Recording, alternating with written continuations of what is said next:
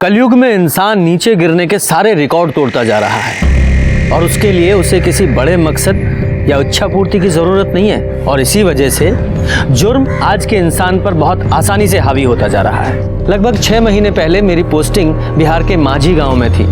उस समय मेरे पास एक अजीबोगरीब केस आया जो देखने में तो बहुत आसान लग रहा था पर सॉल्व करने में बहुत ही मुश्किल था। इस केस को देखकर आपके होश उड़ जाएंगे क्योंकि कत्ल का मोटिव तो बहुत ही जाना पहचाना लग रहा था और उसका तरीका बहुत ही हैरान कर देने वाला था।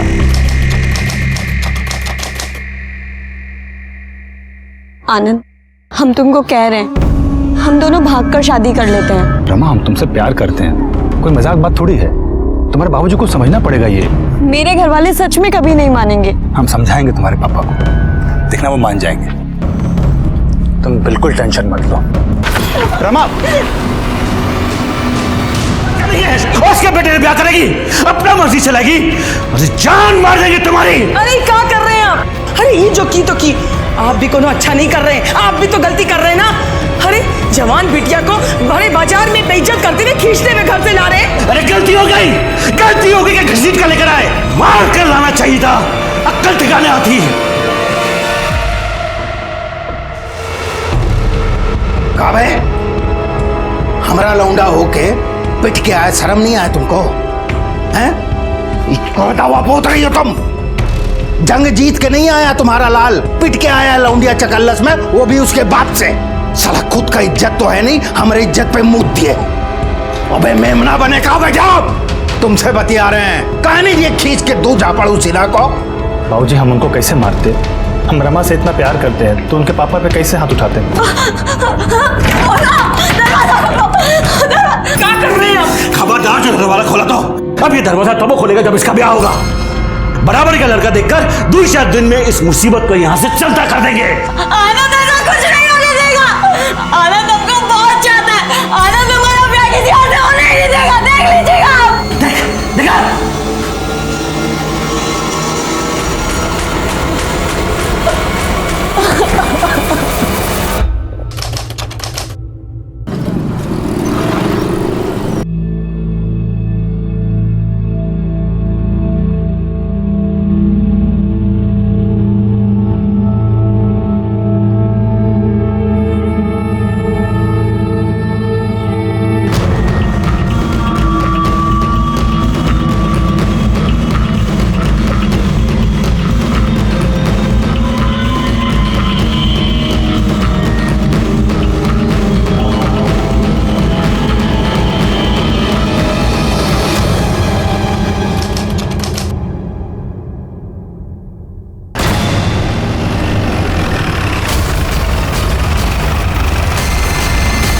आप लोग हटिए, पीछे ही आप लोग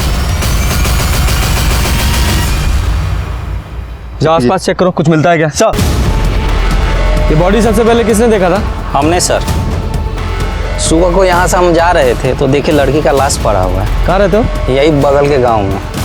पीठ पे और सर पे चोट के निशान भी है। सर, आसपास ऐसा कुछ भी नहीं मिला जिससे इसकी पहचान हो सके, ना पर्स और ना ही कोई मोबाइल। मतलब कातिल यही चाहता था। अरे जी तो पलटो।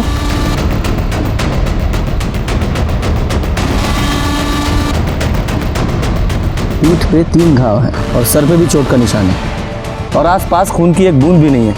इसका मतलब ये हुआ कि इसे कहीं और मारा गया है, बॉडी को ठिकाने लगाने के लिए यहाँ फेंक दिया गया है। संगीता, जरा चेक करो उसके कुर्ते पे कोई टेलर का टैग है क्या? हाँ सर, है। यादव जी, इस टेलर का पता लगाओ और आसपास के सभी पुलिस स्टेशन में इस लड़की की डिटेल्स भेजो कि 24-25 साल की किसी लड़की की मिसिंग कंप्लेन दर्ज हुई है क्या। बॉडी को पोस्टमार्टम के लिए भेजो। सर, लड़की के कुर्ते पे जिस टेलर का टैग था उस टेलर की दुकान मांझी मार्केट में ही है। टेलर ने लड़की और कुर्ता दोनों की पहचान की है। लड़की का नाम था रमा सिन्हा। लड़की रेगुलर कस्टमर थी, इसीलिए टेलर की रिकॉर्ड बुक से हमें उसका फ़ोन नंबर और एड्रेस मिला था। जब हमने फ़ोन किया तो फ़ोन स्विच ऑफ मिला। फिर हम उस एड्रेस पे पहुंचे लेकिन घर पे ताला लगा हुआ था। सर, आस पड़ोस में पूछताछ करके हमें पता चला कि पिछले कुछ दिनों से वो लोग वहाँ दिखे नहीं, गाड़ी भी नहीं है, शायद बाहर कहीं गई है। सर, जब पूरी फैमिली बाहर गई थी तो रमा उनके साथ क्यों नहीं गई? हो सकता है वो अपने ससुराल में हो। सर, उसकी तो शादी नहीं हुई थी, ससुराल में होने का तो सवाल ही पैदा नहीं होता। नहीं यादव जी, ये देखिए, रमा की मांग में सिंदूर। लेकिन सर आस पड़ोस में पूछताछ करके हमें पता चला था कि शादी हुई ही नहीं थी।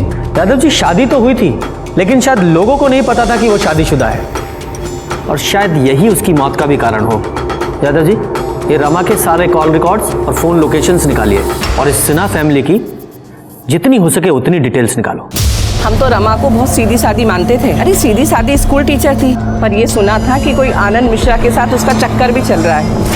और थोड़े दिनों पहले ये भी सुना था कि दोनों परिवारों में घमासान हुआ था, वो भी बीच बाजार में। सर हमको रमा की पर्सनल लाइफ से क्या लेना देना। हम तो इतना बोल सकते हैं कि वो बहुत ही अच्छी और मेहनती टीचर है, ना किसी से दोस्ती ना किसी से बैर, बस अपने काम से काम रखने वाली।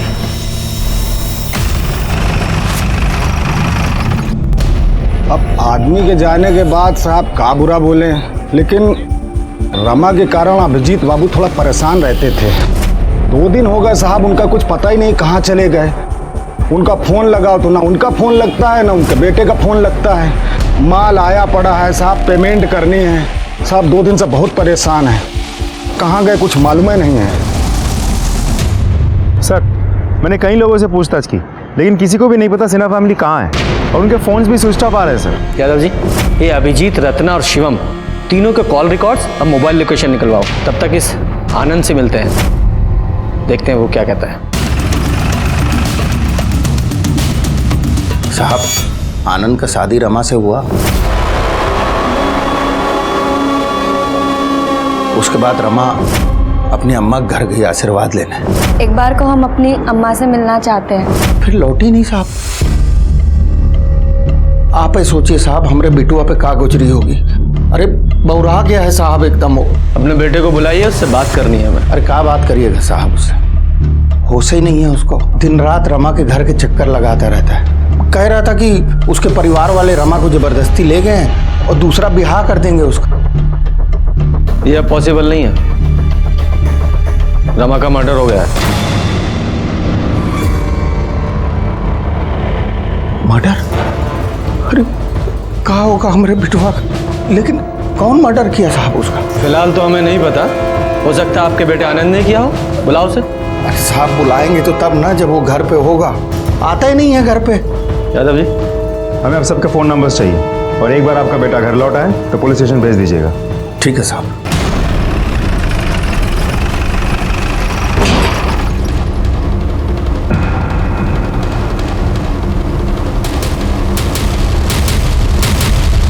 सर लगता है फैमिली अभी तक लौटी नहीं है। वैसे ही लगता है। यादव जी, ताला तोड़ो। फॉरेंसिक टीम को बुलाइए। सर अब समझ में आया कि ये घर फैमिली के बाहर जाने की वजह से नहीं, बल्कि इस क्राइम की वजह से बंद था। पूरे घर की अच्छी तरह से तलाशी लो।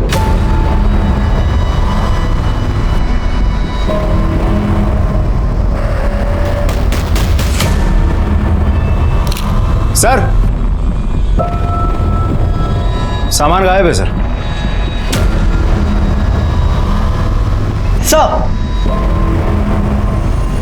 खाली पड़ा सर। यहाँ भी कुछ नहीं है। लगता बहुत जल्दबाजी में भागे हैं। यादव जी, अगर ये ब्लड रमा के ब्लड ग्रुप से मैच होता है तो शायद बहुत कुछ क्लियर हो सकता है। और सर इनकी गाड़ी भी तो नहीं है, कहीं ऐसे तो नहीं कि सबके सब अपनी ही गाड़ी लेके भागे हो सकता है। गाड़ी का नंबर मिला है ना सब, उसकी डिटेल सर्कुलेट कराओ। ये लोग भागने नहीं चाहिए, और इनकी कॉल रिकॉर्ड्स और मोबाइल लोकेशन भी निकलवाओ। सब।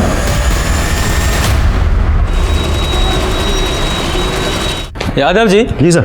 ये सिन्हा फैमिली की कार का कुछ पता चला? नहीं सर, हमने सारे टोल नाका और चेक नाका पर उस गाड़ी की डिटेल्स भेज दी है, लेकिन हमें नहीं लगता सिन्हा फैमिली ने स्टेट बॉर्डर क्रॉस किया हुआ। अगर किया होता तो हम तक इन्फॉर्मेशन पहुंच जाती सर। कहीं ऐसा तो नहीं कि सिन्हा फैमिली कहीं छुप के बैठी हो, वरना कार गई कहाँ? सर सिन्हा फैमिली के घर पे जो ब्लड मिला था उसकी फॉरेंसिक रिपोर्ट। यादव जी, सब। ये जो सिन्हा फैमिली के घर पे जो ब्लड मिला है ये तो रमा का ही है। इसका मतलब रमा का पहले घर में खून किया गया और बाद में उसकी बॉडी को ठिकाने लगाने के लिए फेंक दिया गया। लेकिन सर खून किया किसने? फैमिली ने। पॉसिबल है, हो सकता है ये ऑनर किलिंग का केस हो, क्योंकि सिन्हा फैमिली को ये रमा और आनंद का रिश्ता पसंद नहीं था, और जब रमा ने आनंद से शादी कर ली और घर वापस आई तो गुस्से में फैमिली ने उसे मार दिया और बाद में बॉडी को फेंक के फरार हो गए। फॉरेंसिक रिपोर्ट और सर्कमस्टेंशियल एविडेंस के बाद ये कंफर्म हो गया कि ये केस ऑनर किलिंग का ही है। फिर भी रमा ने भागकर शादी कर ली।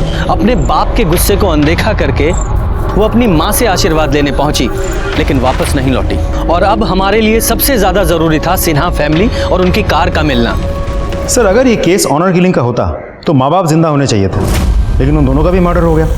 और घर के अंदर हमें रमा का ब्लड मिला, मतलब माँ बाप को कहीं और ले जाके मारा गया होगा।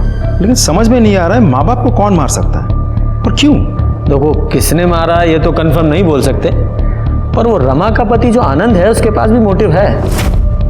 उसका कुछ पता चला? नहीं सर, लेकिन वो जब भी घर वापस आएगा या फ़ोन स्विच ऑन करेगा हमें इन्फॉर्मेशन मिल जाएगी। और सर, ये अभिजीत सिन्हा का बेटा शिवम सिन्हा वो भी तो गायब है, तो ऐसा भी तो हो सकता है कि तीनों मर्डर्स उसी ने किया हो और गाड़ी लेके फरार हो गया हो। लेकिन मोटिव क्या हो सकता है सर? यादव जी, अगर एक बार को मान भी ले कि शिवम ने पैसे और गहनों के लिए अपने माँ बाप को मारा, तो वो उनके कपड़े लेकर क्यों जाएगा? और वैसे भी अपने परिवार का वो इकलौता वारिस है, पैसों के लिए मर्डर क्यों करेगा?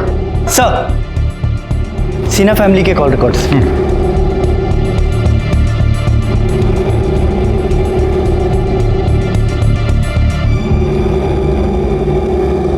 क्या है कॉल रिकॉर्ड्स में Yadav ji? Sir, mobile location के मुताबिक अभिजीत और रत्ना का मोबाइल 11 जून की शाम 7 बजे स्विच ऑफ हुआ था घर के बगल में, जबकि शिवम का फोन 12 तारीख को सुबह 7 बजे स्विच ऑफ हुआ और रमा का फोन सुबह 8 बजे, मतलब 1 घंटे बाद।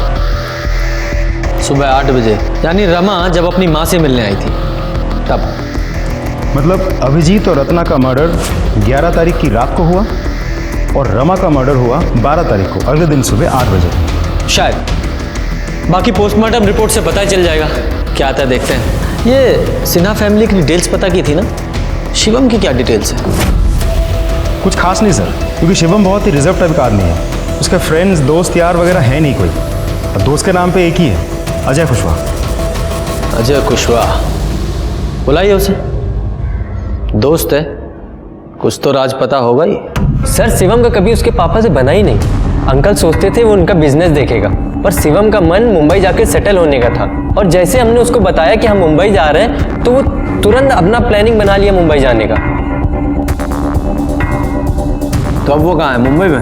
नहीं, मुंबई तो वो कल हमारे साथ जाने वाला था। 2 दिन से उसका फ़ोन मिला रहा है, लेकिन नंबर स्विच ऑफ बता रहा।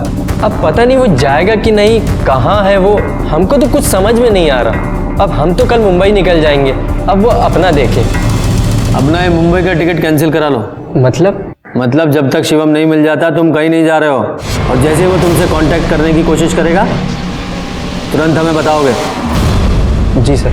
ये मुंबई जाने वाले सभी रास्तों की सीसीटीवी फुटेज चेक कीजिए, हो सकता है शिवम की कार कहीं दिखे। शिवम का फोन अभी मांझी में एक्टिवेट हुआ है। जिस आदमी को हम मुंबई तक ट्रेस करने की कोशिश कर रहे हैं, वो यहाँ मांझी में बैठकर हमें बेवकूफ़ बना रहा है। यादव जी, इस शिवम की लोकेशन ट्रेस करो, और इससे पहले कि ये दोबारा हमारे हाथ से निकले, उठा कर लाइए उसे। लोकेशन तो यही दिखा रहा है। आगे? जी सर, मैं फॉलो करता रहूँ। सर लोकेशन के हिसाब से तो यही जगह है। बोल लो सर, इस घर से नहीं आया।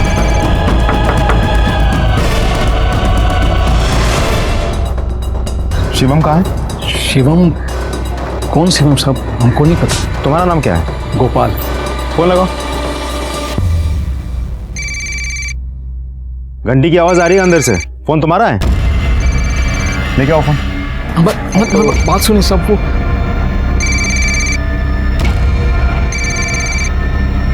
सब ये फोन है। ये फोन किसका है? बताओ किसका है? थाने में लेके चलूं? नहीं साहब, ये फोन हमारा नहीं है, पड़ा हुआ मिला था। कहाँ?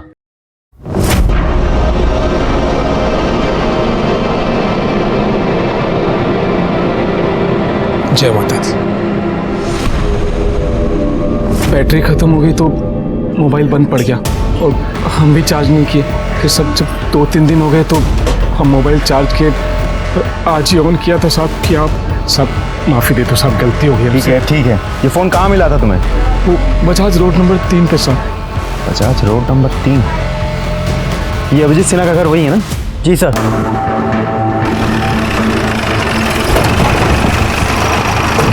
चलो दिखाओ कहाँ मिला था मोबाइल। यहाँ पे था साहब, वो एक गाड़ी खड़ा हुआ था उसके नीचे टायर के पास। स्टिकर उसी गाड़ी पे लगा हुआ था? नहीं साहब, यहाँ पे 2 गाड़ी खड़ा हुआ था, एक यहाँ और एक वहाँ पे, वो सलेटी कलर का। सब माता रानी का फोटो देख के हम सोचे थे कि मोबाइल नहीं लेते, अभी लालच आ गया साहब। साहब हम सच कह रहे हैं, इसके सिवा हमें कुछ नहीं पता है साहब, माफ़ी दे दो हमको। सर ये दूसरी गाड़ी किसकी हो सकती है? कहीं ऐसा तो नहीं कि शिवम के साथ इन मर्डर्स में कोई और भी इन्वॉल्व है और दूसरी गाड़ी उसी की थी? हाँ हो सकता है, क्योंकि गोपाल को जब शिवम का फोन मिला था तो वो ऑन था। इसका मतलब शिवम ने खुद वो फोन ऑफ नहीं किया था, गलती से उससे कहीं गिर गया था। यादव जी इस शिवम का जल्दी से जल्दी पता लगाना होगा।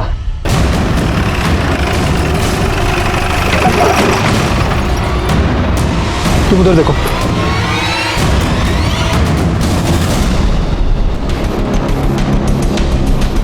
बॉडी जिस तरह से डिकम्पोज हुई है उसे देखकर लगता है कि इसकी मौत 6-7 दिन पहले ही हो चुकी है। बॉडी पर कोई घाव का निशान भी नहीं है, मतलब किसी अलग तरीके से मारा गया है। खैर जो भी है, रीजन तो पोस्टमार्टम रिपोर्ट के बाद सामने आ ही जाएगा। सर गाड़ी के अंदर सूटकेस और बैग मिला है जिसमें सिर्फ कपड़े हैं, पैसे और जेवर नहीं है। इसका मतलब शिवम कल्प्रिट नहीं विक्टिम है।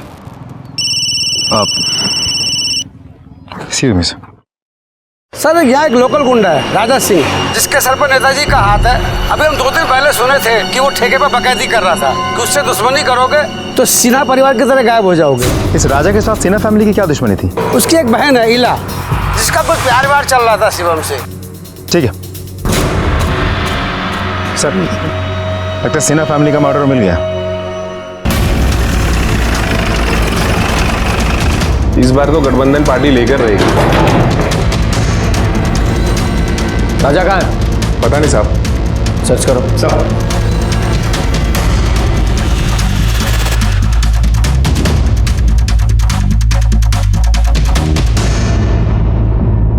सर ऊपर आइए।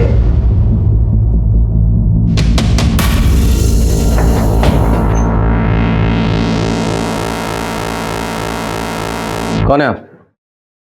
समय इला। राजा की बहन। तो बताइए राजा कहाँ है? सब मुझे नहीं मालूम। भाई को बचाने के लिए झूठ बोल रही हो? जिसने मेरी जिंदगी बर्बाद की है उसे बचाने का कोई शौक नहीं है मुझे। मतलब? वो चाहता था कि हम अपनी जिंदगी उसके तरीके से जिए। शिवम सिन्हा नाम के लड़के से प्यार करती हूँ मैं। जब ये बात उसे पता चली तो उसने हंगामा कर दिया। जब मैं प्रेग्नेंट हुई तो जबरदस्ती मेरा बच्चा गिरवा दिया। इतने से भी नहीं माना वो। और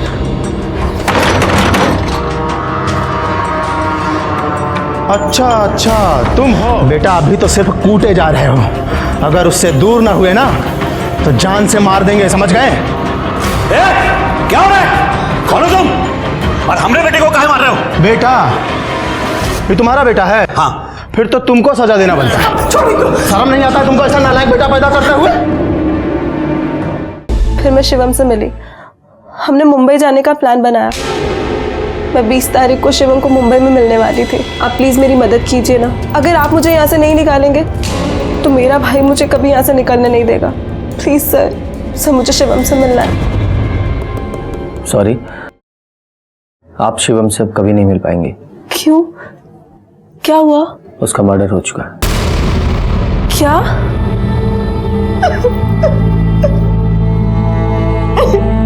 संगीता,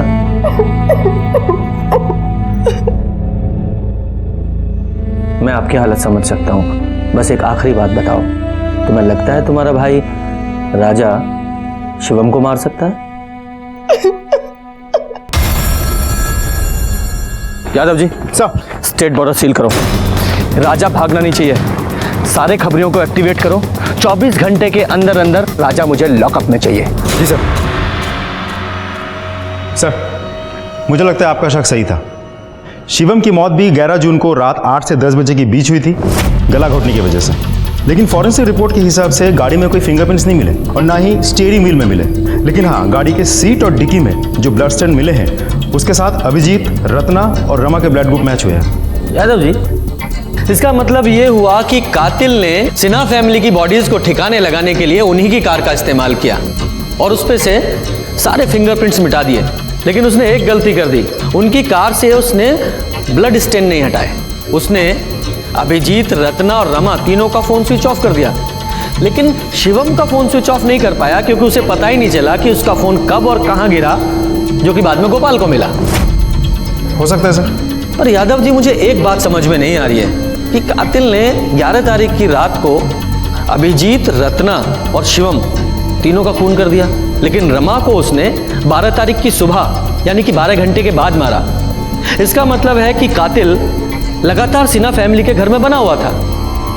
कौन हो सकता है वो? राजा? क्योंकि पॉलिटिशियन का हाथ सर पे होने की वजह से उसका कॉन्फिडेंस बढ़ गया हो, या फिर आनंद, वो भी तो गायब है। यादव जी, इन दोनों का जल्दी से जल्दी पता लगाना होगा।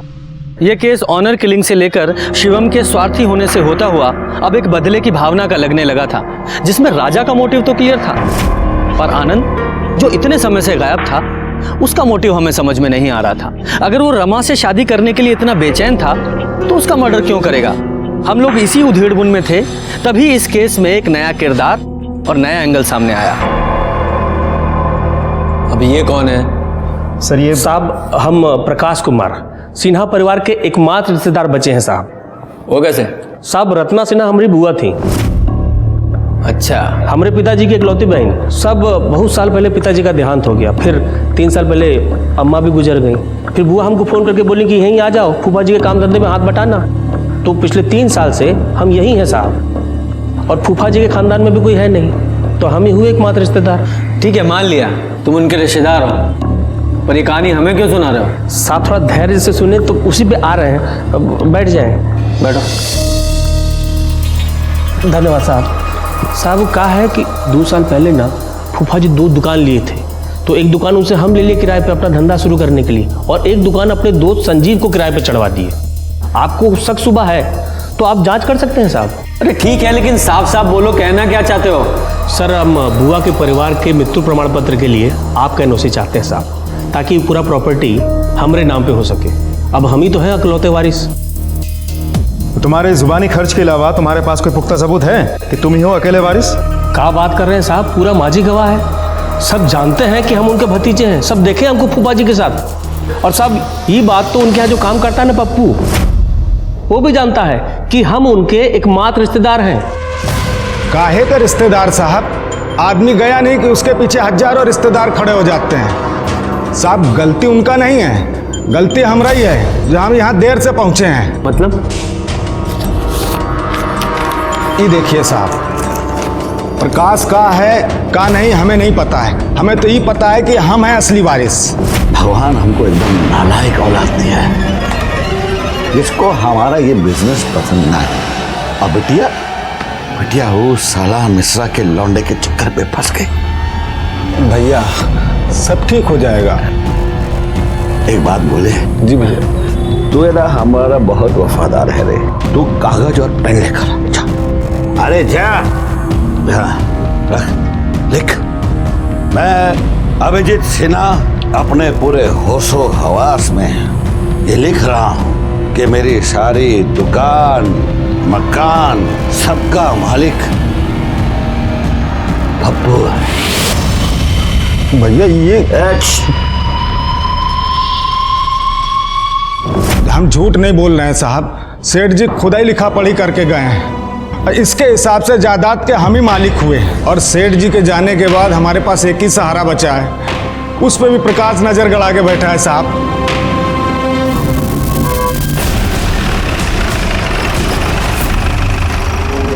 सेठ जी भले आदमी थे साहब, प्रकाश ने दुकान किराए पे दिलाया था। प्रकाश तो तुम्हारा दोस्त है ना, तुम्हें तो पता ही होगा कि वो अभिजीत सिन्हा की प्रॉपर्टी पे क्लेम कर रहा है कि वो उनका अकेला वारिस है। सारी प्रॉपर्टी उसे ही मिलनी चाहिए। क्या हुआ, कुछ प्रॉब्लम है? कुछ कहना है इस बारे में?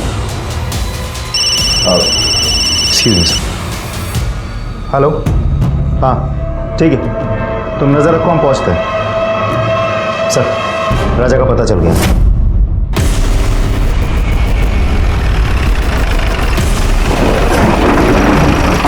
क्या हुआ साहब? राजा है? कोई नहीं साहब यहाँ पे, कोई गलत खबर दी है आपको। चलो चेक करो। साहब आप नहीं जा सकते। साहब आप नहीं जा सकते साहब। अरे क्या हुआ बे? क्या इतना हल्ला मचा रहे हो? साहब साहब साहब साहब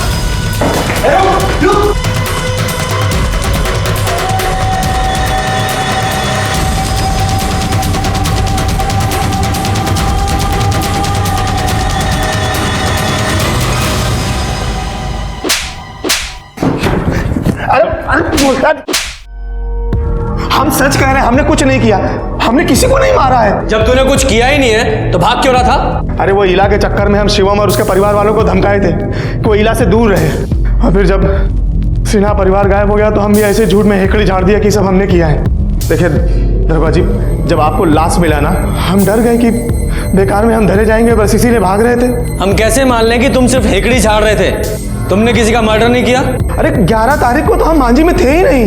नेताजी का जन्मदिन था 3 दिन के बाद, पोस्टर बनवाने के लिए पटना गए थे। 12 तारीख को देर रात लौटे हैं। यादव जी। जी सर। इस राजा की एलिबाई चेक करो, इसके सारे कॉल रिकॉर्ड्स निकालो और इसकी फोन की लोकेशंस भी। नमस्कार सर। नमस्कार सर, आपसे कुछ बात करना था। बोलिए। वो हमारा बेटा है ना आनंद, वो वापस आ गया है, तो आपसे भेंट करवाना था उसका। जाना आना यहाँ बताओ सर। नमस्ते साहब। सर हमारा नाम आनंद मिश्रा है, हम रमा के पति हैं, और चूंकि सर हमारे बाद इस परिवार में और कोई बचा नहीं है तो कानूनन हमारे ससुर की सारी संपत्ति पर हमारा हक बनता है। आप तो जानते हैं सर, कानून के हिसाब से जब पत्नी का देहांत हो जाता है तो सब कुछ पति का ना हो जाता है, और पत्नी के मायके में कोई है नहीं सर, तो अगर इसको इसका हक मिल जाता सर तो बस। हाँ, बीवी मरी तो गायब हो गए और आज अचानक प्रॉपर्टी का क्लेम करने आ गए। कहाँ गायब थे अब तक? और अपना फोन स्विच ऑफ क्यों किया था? सर रमा के गुजर जाने के बाद हम किसी से मिलना नहीं चाहते थे और ना ही किसी से बात करना चाहते थे, इसीलिए हमने अपना फ़ोन स्विच ऑफ कर दिया था और बिना किसी को कुछ बताए हम पटना चले गए थे अपने दोस्त के पास। एकदम ऐसा ही बोल रहा है सर, एकदम ऐसा ही बोल रहा है। अब सर इसको इसका हक मिल जाता तो हम। आप लोगों के अलावा 2 और हैं जो अभिजीत सिन्हा की प्रॉपर्टी पे अपना हक जता रहे हैं, प्रकाश और पप्पू, और आप हैं तीसरे। कान खोल के सुन लीजिए, जब तक ये केस सॉल्व नहीं हो जाता किसी को कुछ नहीं मिलने वाला है। और रही बात हक की, तो पहले साबित कीजिए कि शादी हुई भी है या नहीं, वो भी मैरिज सर्टिफिकेट के साथ। जाइए सबूत लेकर आइए, जाइए। नमस्कार। चलो बेटा, हक की बात करने आ गए यादव जी। इससे पहले कि मर्डर केस से ज्यादा प्रॉपर्टी क्लेम का केस बने, हमें इसे जल्दी से जल्दी सॉल्व करना होगा। पता लगा रोज एक वारिस हमारा दिमाग खराब करने आ रहा है। देखो ना क्या जमाना आ गया है, जब पूरा परिवार मरा तो कोई कंधा देने वाला नहीं था, और अब देखो रोज एक नया आदमी हिस्सा मांगने आ रहा है। घोर कलयुग है। सर, हैंडराइटिंग एक्सपर्ट के हिसाब से पप्पू के लेटर पे अभिजीत की ही साइन है।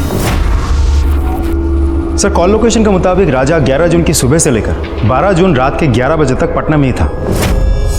सर, जिस तरह के काम राजा करता है उसके लिए कोई बड़ी बात नहीं है कि हमें गुमराह करने के लिए अपने फ़ोन को किसी दूसरे लोकेशन पे छोड़ दे।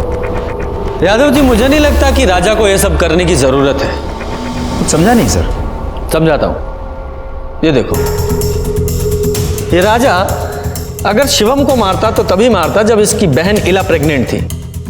अगर मान भी ले कि राजा ने शिवम को मारा है तो इसके माँ बाप को क्यों मारेगा? और वैसे भी हमने पटना में उसकी एलिबाई चेक किए ना, 11 से 12 जून के बीच वो पटना में ही था। नहीं नहीं नहीं, ये राजा तो कातिल नहीं हो सकता।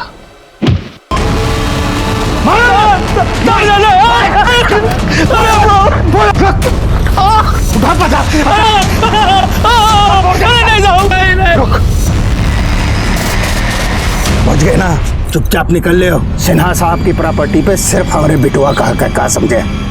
खुशी खुशी मान जाओ, नहीं तो और भी तरीके आते हैं हमको, समझ गए ना? चलो रे।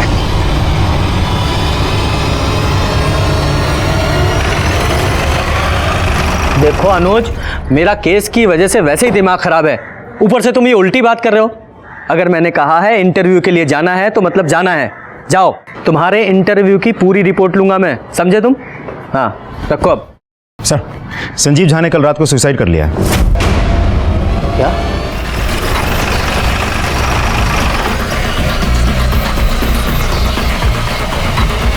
हटिए साइड, हटिए। लोग हटिए प्लीज, हटिए। आइए सर।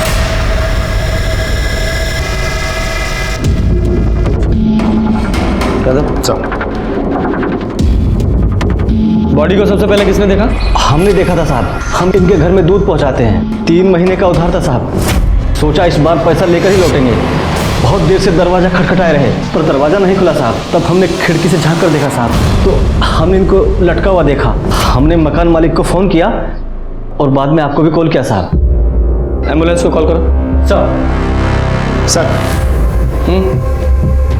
शराब पी रखी थी इसने। दिखाओ। तो शायद शराब के नशे में इसने आत्महत्या कर ली है। ऐसा ही लगता है। इन सबको फॉरेंसिक के लिए भेजो।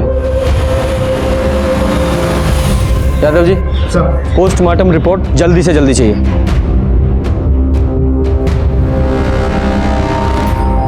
संजीव अरे तुम क्या कर लिया संजीव?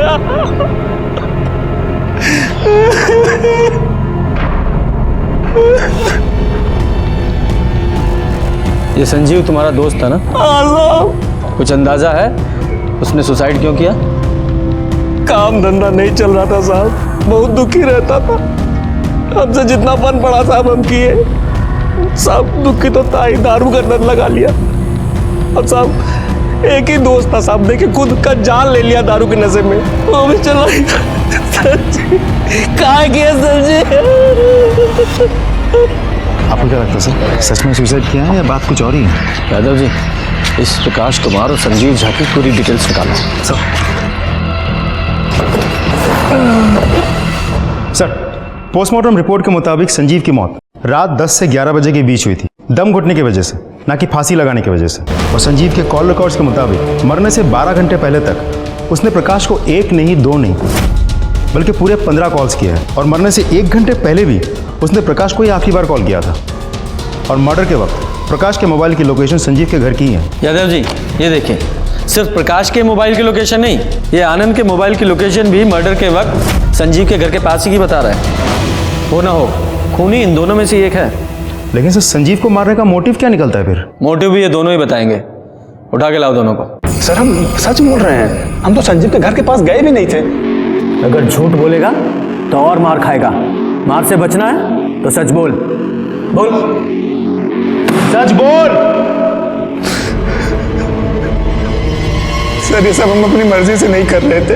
ये पापा हमको सिखा पढ़ा करके भेज रहे थे।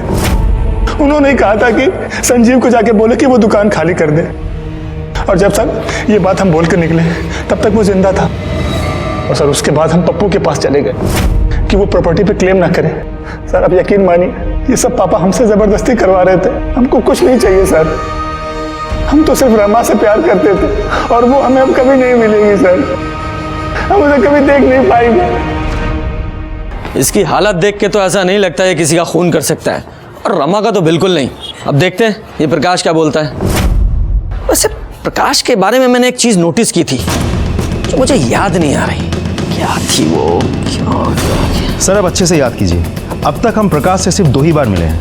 पहली बार जब वो पुलिस स्टेशन आया था डेथ सर्टिफिकेट के लिए हमसे एनओसी लेने, और दूसरी बार जब संजीव ने सुसाइड किया था, हम उसके घर से निकल ही रहे थे और वो वहाँ पहुँचा था। याद आया। यादव जी, जब हम प्रकाश से मिलके अपनी गाड़ी की तरफ जा रहे थे तो मैंने नोटिस किया। सर, गोपाल जिसने शिवम का मोबाइल उठाया था और जिसने स्टिकर और ग्रे कलर के गाड़ी के बारे में हमें कहा था, जो मर्डर के दिन अभिजीत सिन्हा की गाड़ी के साथ पार्क की हुई थी। यादव जी, इस प्रकाश की गाड़ी को फॉरेंसिक के लिए भेजो। अब देखते हैं कौन सी कहानी सुनाता है। काहे फंसा रहे हैं साहब? हमरे दोस्त का मर्डर का इल्जाम हम पे लगा रहे हैं। क्या है, आप लोग को पैसा वैसा चाहिए क्या? तुम्हें फंसाने की जरूरत नहीं है हमें। तुम्हारे खिलाफ बहुत सबूत है हमारे पास। ये रही तुम्हारे फोन कॉल्स की और तुम्हारी फोन लोकेशन की पूरी डिटेल्स। संजीव को मारने से पहले तुमने उससे फोन पे बात की थी ना, फिर अपनी दुकान से उसके घर गए थे ना, वहां आधा घंटा रुके थे, और उसके बाद 7:15 बजे तुम अपने घर गए थे।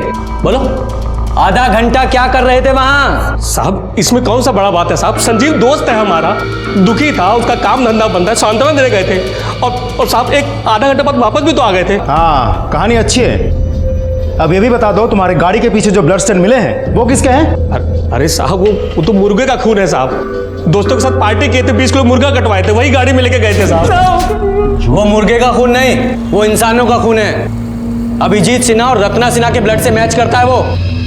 सच सच बोलो, वरना यादव जी को बोलेंगे तुम्हारी ऐसी रेल बनाएंगे कि झूठ बोलने लायक नहीं रहोगे। यादव जी साहब, रत्ना बुआ का प्रॉपर्टी हमको मिल रहा था साहब, तो इस संजीव दुकान छोड़ने को तैयार नहीं था, ऊपर से साहब किराया देने के लिए भी मना कर दिया था। बोलता था कि तुमको तो सब फोकट में मिल रहा है, तो काहे दुकान का रेट लगाए हुए हो। साहब दोस्तों के साथ चिरकुट जैसा बात कर रहा था, तो हमको भी गुस्सा आ गया, तो हम उसके घर पे गए और ऐसा दिखाए कि जैसे हम उसका बात मान लिए। हमको मालूम था कि तुम हमारी परेशानी जरूर समझोगे।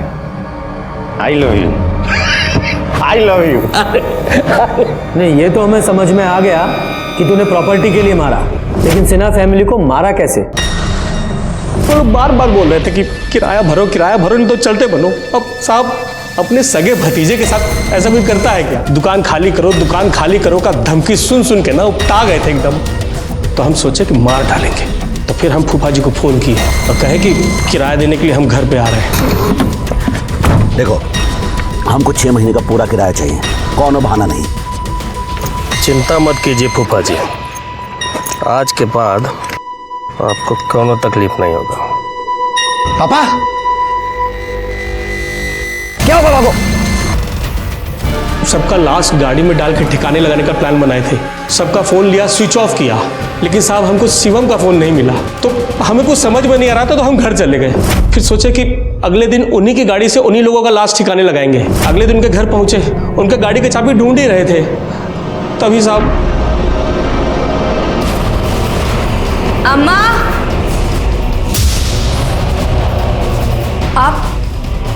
आप दोनों यहाँ क्या कर रहे हैं? और अम्मा पापा कहाँ हैं? वो लोग बाहर की साइड है क्या? सर अब परिवार में कोई बचा नहीं था, तो हमको लगा कि सब हमको ही मिलेगा। अब प्रॉपर्टी पे हक तो तुम्हें मिलने से रहा। हाँ, जिस सजा के तुम हकदार हो वो जरूर तुम्हें मिलेगी। जैसे अच्छे कर्मों का फल देर से ही सही पर मिलता है, उसी तरह जुर्म की और पाप की सजा भी तय है। ये केस शुरू हुआ था एक लड़की के कत्ल से, जो शुरू में ऑनर किलिंग जैसा लग रहा था। शिवम का एंगल सामने आया तो प्रॉपर्टी के स्वार्थ जैसा लगा। राजा का एंगल जब सामने आया तो बदले की भावना से किया गया लगा। और जब सच्चाई सामने आई तो पता चला एक स्वार्थी रिश्तेदार ने प्रॉपर्टी के लालच में अपने ही लोगों के पूरे परिवार को खत्म कर दिया था। इस केस में 1 2 नहीं, पूरे 4 बेगुनाह लोग मारे गए थे। कुल मिलाकर ये जरूर समझ में आया कि जुर्म ने दस्तक दी थी। पहली दस्तक तब मिली जब प्रकाश ने अपने रंग बदलने शुरू किए, और दूसरी दस्तक थी संजीव की एंट्री, जब प्रकाश अपने ही जैसे एक मक्कार को ले आया। सच्चाई ये है कि बुरी संगत में कोई भी अच्छा काम नहीं हो सकता। इसलिए मेरा मानना है, जब भी बुरी संगत में पड़ो सतर्क हो जाओ, वरना ये जुर्म की दस्तक हो सकती है। इसी के साथ मैं सीनियर इंस्पेक्टर रंजीत ठाकुर आपसे विदा लेता हूँ। फिर मिलेंगे एक नए केस के साथ। तब तक सतर्क रहिए और देखते रहिए क्राइम पेट्रोल दस्तक। मकसद बताना नहीं, बचाना है। जय हिंद।